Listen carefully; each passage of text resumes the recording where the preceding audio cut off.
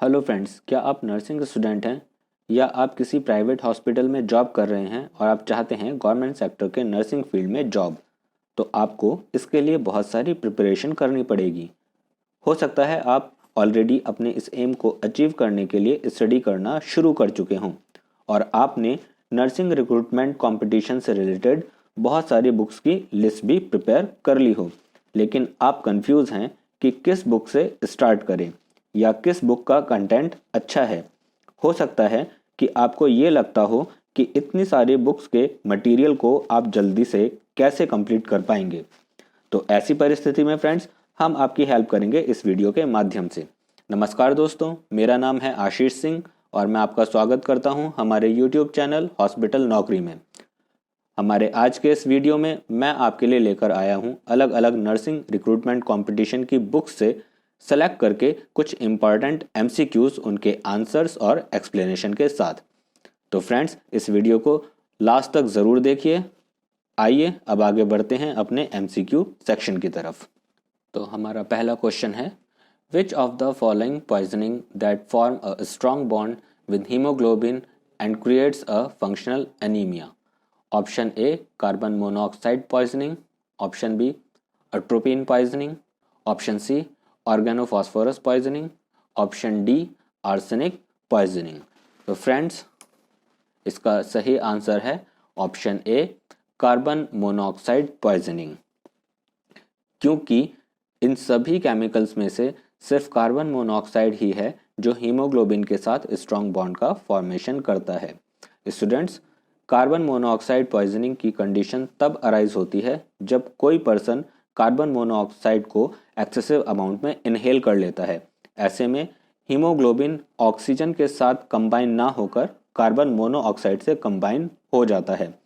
Because the affinity between hemoglobin and carbon monoxide is approximately 240 times stronger than the affinity between hemoglobin and oxygen। और इस वजह से blood में iron का proper amount में होने के बावजूद भी प्रॉपर अमाउंट में ऑक्सी हीमोग्लोबिन का फॉर्मेशन नहीं हो पाता और आरबीसीज की क्वालिटी लो होने लगती है। और इसी कंडीशन को फंक्शनल अनीमिया भी कहा जाता है, जिसमें बॉडी में आयरन स्टोरेज प्रॉपर अमाउंट में होने पर भी एरिथ्राइड प्रिकर्सर्स में इनसफिशिएंट आयरन इनकॉर्पोरेशन होता है। आइए फ्रेंड्स, अब देखते हैं हम अपना अगला क्वेश्चन। हमारा नेक्स्ट क्वेश्चन है, nutrient that helps in wound healing process is? Option A fat, option B protein, option C carbohydrate, option D vitamin. Friends, इसका सही आंसर है ऑप्शन बी प्रोटीन। प्रोटीन को बॉडी बिल्डिंग फूड कहा जाता है क्योंकि body में इसका मेन फंक्शन होता है नए टिश्यूज़ को फॉर्म करना और किसी भी तरह की टिश्यू इंजरी होने पर टिश्यूज़ को रिपेयर करना। आइए अब बढ़ते हैं हम अपने नेक्स्ट क्वेश्चन की तरफ। हमारा नेक्स्ट क्वेश्चन है, nutrient that helps in the tissue repair is? Option A fat, option B protein, option C carbohydrate और ऑप्शन डी विटामिन्स। तो फ्रेंड्स, इस क्वेश्चन का भी सही आंसर प्रोटीन ही है, जो कि हमें ऑप्शन बी में मिलता है। जैसा कि मैंने अभी पिछले क्वेश्चन का आंसर एक्सप्लेन करते टाइम बताया था कि प्रोटीन बॉडी बिल्डिंग फूड की कैटेगरी में आता है और इसका मेन फंक्शन डैमेज टिश्यूज़ को रिपेयर करना है। इसलिए बॉडी में वुंड हीलिंग की प्रोसेस में नए टिश्यूज़ के फॉर्मेशन और डैमेज हुए टिश्यूज़ की रिपेयरिंग में प्रोटीन सबसे ज़्यादा इम्पॉर्टेंट रोल प्ले करता है। आइए अब हम बढ़ते हैं अपने नेक्स्ट क्वेश्चन की तरफ। Next question is, the primary response of a nurse during admission of a client is to? Option A orient the client to hospital routine, option B prepare admission sheet, option C receive the client in a courteous manner, option D fill consent form। Dear friends, ये एक priority based question है। इसमें हमें समझना होगा कि patient के admission के टाइम पर नर्स का प्राइमरी रेस्पॉन्स क्या होना चाहिए। तो इसका सही आंसर हमें मिलेगा ऑप्शन सी में, यानी कि receive the client in a courteous manner। Courteous manner means polite and pleasant behavior that showing respect for the patient. अगर एक नर्स एडमिशन के टाइम पर पेशेंट को कॉर्टियस मैनर में रिसीव करे तो पेशेंट के मन से हॉस्पिटलाइजेशन से रिलेटेड बहुत से डाउट्स, फियर्स और एंजाइटीज़ को काफ़ी हद तक कम किया जा सकता है और पेशेंट के मन में हॉस्पिटल स्टाफ के लिए सेंस ऑफ ट्रस्ट डेवलप हो सकता है।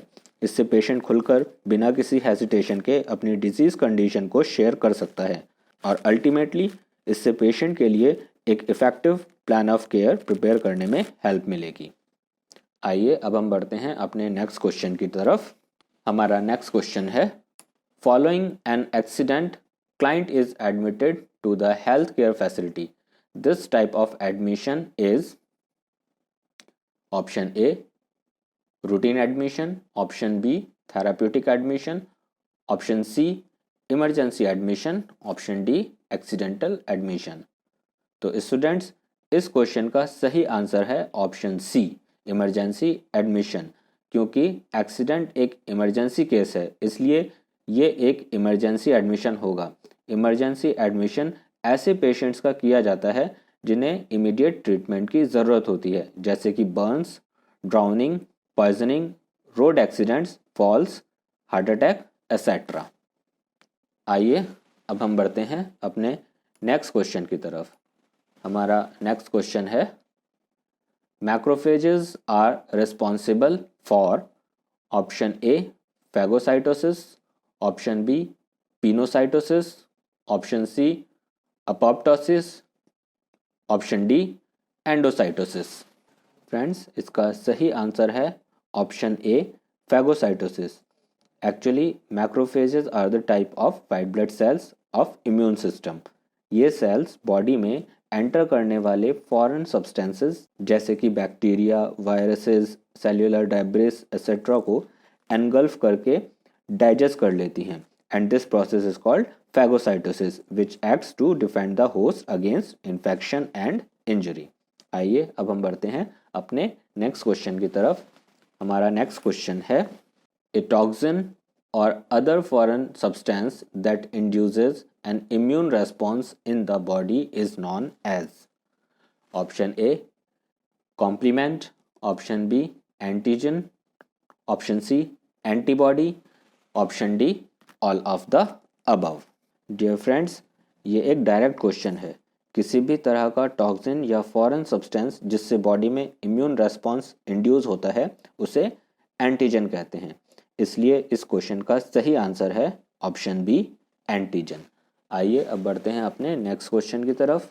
हमारा नेक्स्ट क्वेश्चन है, movement of a body part towards the body's midline is termed as option A abduction, option B adduction, option C extension, option D pronation। Students ये भी एक direct question है। Body limbs या दूसरे body parts का body के midline की तरफ मूवमेंट करने को एडक्शन कहते हैं, इसलिए इस क्वेश्चन का सही आंसर है ऑप्शन बी एडक्शन। आइए अब बढ़ते हैं अपने नेक्स्ट क्वेश्चन की तरफ। हमारा नेक्स्ट क्वेश्चन है, movement of a body part away from the body's midline is termed as। Dear friends ये क्वेश्चन पिछले क्वेश्चन का जस्ट अपोजिट है। इसमें बॉडी पार्ट का बॉडी की मिडलाइन से दूर जाने की बात कही गई है। तो बॉडी पार्ट्स का ऐसा मूवमेंट जिसमें बॉडी पार्ट बॉडी की मिडलाइन से दूर मूव कर रहा हो उसे एब्डक्शन कहते हैं, इसलिए इस क्वेश्चन का सही आंसर है ऑप्शन ए एब्डक्शन। आइए अब बढ़ते हैं नेक्स्ट क्वेश्चन की तरफ।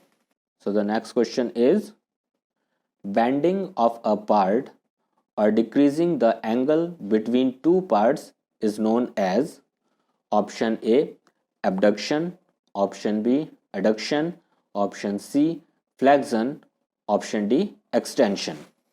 डियर फ्रेंड्स इस क्वेश्चन का सही आंसर है option C flexion. Actually flexion is the technical term for bending an arm or leg. Technically बात करें तो फ्लेक्शन एक ऐसा मूवमेंट है जिसमें लिम्स के जॉइंट्स पर दोनों बोन्स के बीच का एंगल डिक्रीज होता है। ऐसा ही इस क्वेश्चन में स्टेट किया गया है। इसलिए इस क्वेश्चन का सही आंसर है ऑप्शन सी, फ्लेक्शन। आइए अब बढ़ते हैं अपने नेक्स्ट क्वेश्चन की तरफ।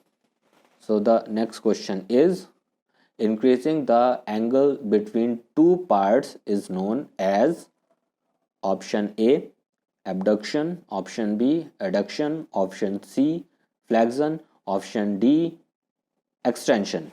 ओके तो ये क्वेश्चन पिछले क्वेश्चन का जस्ट अपोजिट है।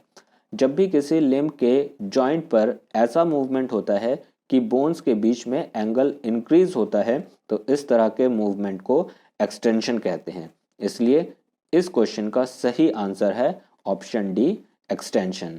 आइए देखते हैं अपना अब next question. Next question is health promotion activities can include all except option A balance nutrition, option B habitual drinking of alcohol, option C exercise, option D safe sexual practice. What a simple question it is. इस question का सही answer तो कोई भी बता सकता है। Balance diet, exercise और सेफ सेक्सुअल प्रैक्टिसेस, ये तीनों एक्टिविटीज़ एक पर्सन की हेल्थ को प्रमोट करती हैं, लेकिन हैबिचुअल अल्कोहल कंजम्पशन एक पर्सन की हेल्थ पर बुरा असर डालता है, उस पर्सन की हेल्थ को डिमोट करता है। इसलिए इस क्वेश्चन का सही आंसर है option B, habitual drinking of alcohol. आइए अब देखते हैं अपना next question. So the next question is discharge planning of the patient begins. Option A when the physician orders for discharge, option B when patient starts showing positive response to the treatment, option C at the time of initiation of treatment, option D at admission। Dear friends, हम अगर इस question में दिए गए options के बारे में सोचें तो ये क्वेश्चन बहुत ही कंफ्यूजिंग लगेगा। बहुत से लोग समझ नहीं पाएंगे कि कौन सा ऑप्शन चूज़ करें, क्योंकि सभी ऑप्शन सही लग रहे हैं। लेकिन इस क्वेश्चन का सही आंसर है ऑप्शन डी, एट एडमिशन। इस क्वेश्चन को सही से देखिए। इसमें यह नहीं पूछा है कि पेशेंट को डिस्चार्ज कब करना है, बल्कि ये पूछा है कि डिस्चार्ज करने की प्लानिंग कब करनी है।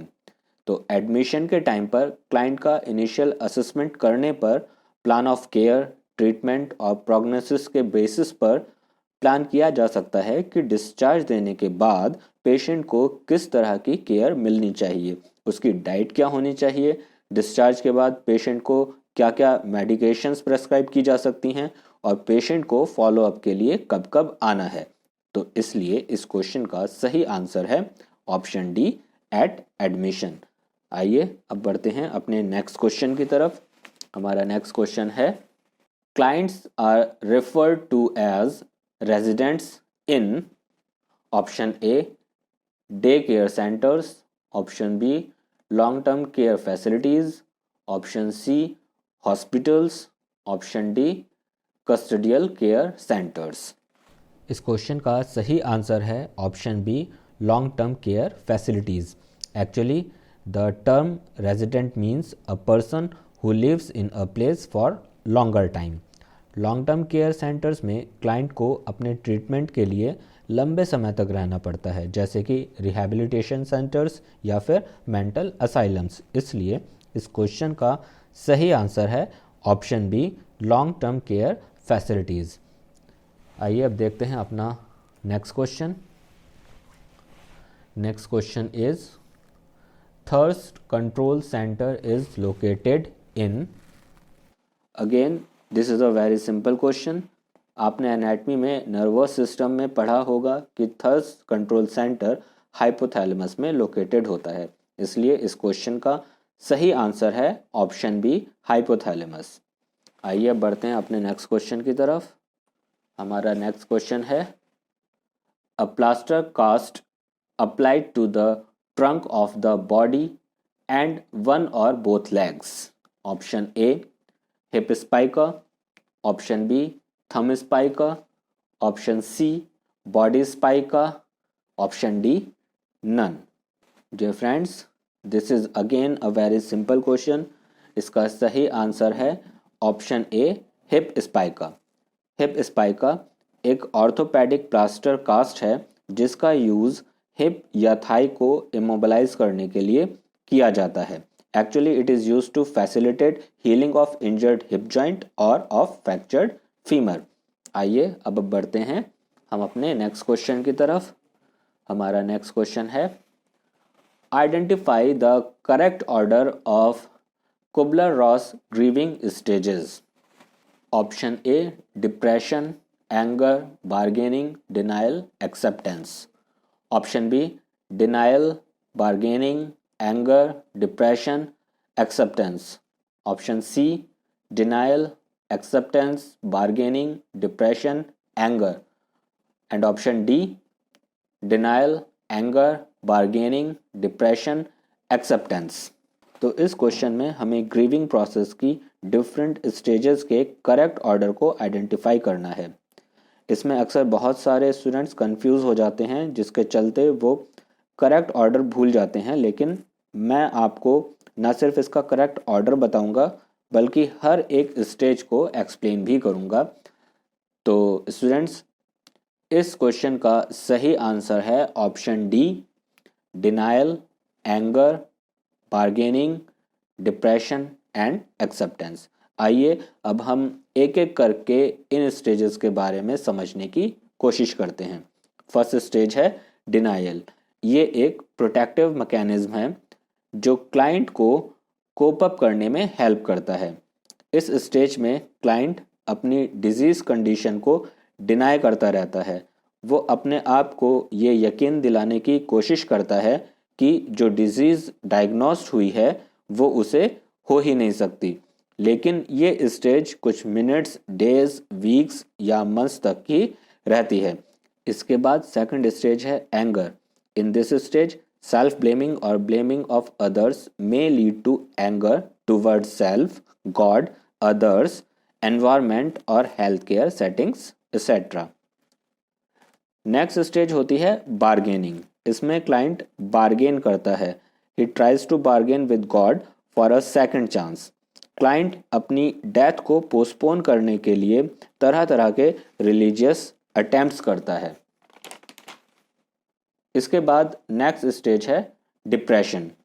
इस स्टेज में पेशेंट दुखी रहने लगता है और डिप्रेशन में चला जाता है क्योंकि पेशेंट के अपने आप को ठीक करने के सारे अटेम्प्ट्स फेल हो जाते हैं और पेशेंट को लगने लगता है कि अब वो कभी ठीक नहीं हो पाएगा। इसके बाद लास्ट स्टेज है एक्सेप्टेंस। इस स्टेज में पेशेंट अपनी डिजीज कंडीशन को एक्सेप्ट कर लेता है and he makes efforts to take personal and financial affairs in order. तो इस तरीके से इस क्वेश्चन का सही आंसर है option D, denial, anger, bargaining, depression and acceptance. आइए अब हम बढ़ते हैं अपने नेक्स्ट क्वेश्चन की तरफ। हमारा नेक्स्ट क्वेश्चन है, which of the following statements accurately defines the term health? Option A, health is a state of optimal functioning. Option B, health is an absence of illness. Option C, health is always an objective data.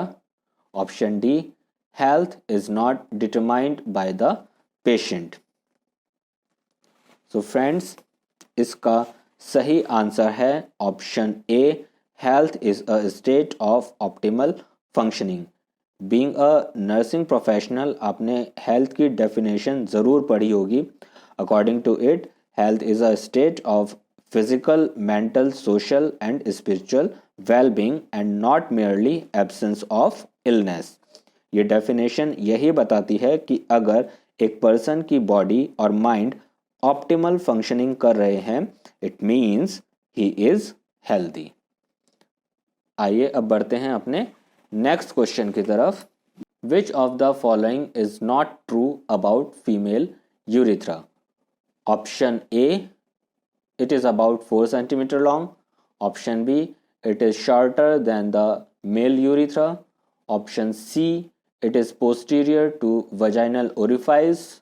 Option D, it is straight and offers minor resistance for catheterization. So students, हमें इस question में बताना है कि female urethra के बारे में कौन सा ऑप्शन ट्रू नहीं है। तो इसका करेक्ट आंसर है option C, it's posterior to vaginal orifice because the urethra in female is anterior to the vaginal orifice. आइए अब देखते हैं अपना next question. Next question is trachea starts at the level of option A fourth cervical vertebra, option B fifth cervical vertebra, option C sixth cervical vertebra, option D seventh cervical vertebra. Friends, ये एक direct question है, इसमें कुछ ज़्यादा सोचने की ज़रूरत नहीं है। बस ये याद रखने वाली बात है कि ट्रैकिया सिक्स्थ सर्वाइकल वर्टिब्रा से स्टार्ट होती है। तो इस क्वेश्चन का सही आंसर है option C, sixth cervical vertebra. आइए अब हम बढ़ते हैं अपने नेक्स्ट क्वेश्चन की तरफ। Next question is cardiac muscle differs from skeletal muscles by, option A it is an involuntary muscle, option B it has automaticity, option C it has conductivity, option D all of the above। so dear friends, ये भी बहुत easy question है। इसका answer देने से पहले हम समझ लेते हैं कि स्केलेटल मसल्स और कार्डियक मसल्स क्या होती हैं। एक्चुअली स्केलेटल मसल्स को वॉल्यूंट्री मसल्स भी कहते हैं, जिनका मूवमेंट हमारे कंट्रोल में होता है। ये मसल्स तभी मूव करती हैं जब हमें इनको मूव कराने की ज़रूरत होती है, जैसे कि लेग्स या हैंड्स की मसल्स। और अगर हम कार्डियक मसल्स की बात करें तो ये मसल्स हार्ट की मायोकार्डियम लेयर को फॉर्म करती हैं। ये मसल्स कम्प्लीटली इनवॉल्यूंट्री होती हैं, मतलब कि ये मसल्स ऑटोमेटिक होती हैं और ऐसे नोड से मिलने वाले इलेक्ट्रिकल इम्पल्सेस को रिसीव करके मूव करती हैं। इस एक्सप्लेनेशन के बेसिस पर हम कह सकते हैं कि इस क्वेश्चन का सही आंसर होगा option D, all of the above, क्योंकि कार्डियक मसल्स इनवॉल्यूंट्री होती हैं और इनमें ऑटोमेटिसिटी और कंडक्टिविटी होती है, लेकिन स्केलेटल मसल्स में ये तीनों ही प्रॉपर्टीज़ एब्सेंट होती हैं। सो फ्रेंड्स, ये थे कुछ ऐसे एमसीक्यूज़ जो कि अलग अलग नर्सिंग रिक्रूटमेंट कंपटीशन की बुक से लिए गए थे। आई होप कि आपको हमारी इस वीडियो से काफ़ी हेल्प मिली होगी और आपकी नॉलेज में भी इम्प्रूवमेंट हुआ होगा। इस वीडियो को लास्ट तक देखने के लिए आपका धन्यवाद। हम आगे भी आपके लिए इसी तरह के वीडियोज़ लाते रहेंगे। ये वीडियोज़ आपसे मिस ना हो जाएं, उसके लिए आपको हमारे यूट्यूब चैनल हॉस्पिटल नौकरी को सब्सक्राइब करना होगा और साथ ही बेल आइकन को भी प्रेस करना होगा ताकि हमारे वीडियोस का नोटिफिकेशन आप तक पहुंच जाए। अब आपसे मिलेंगे अपने नेक्स्ट वीडियो में। Thank you.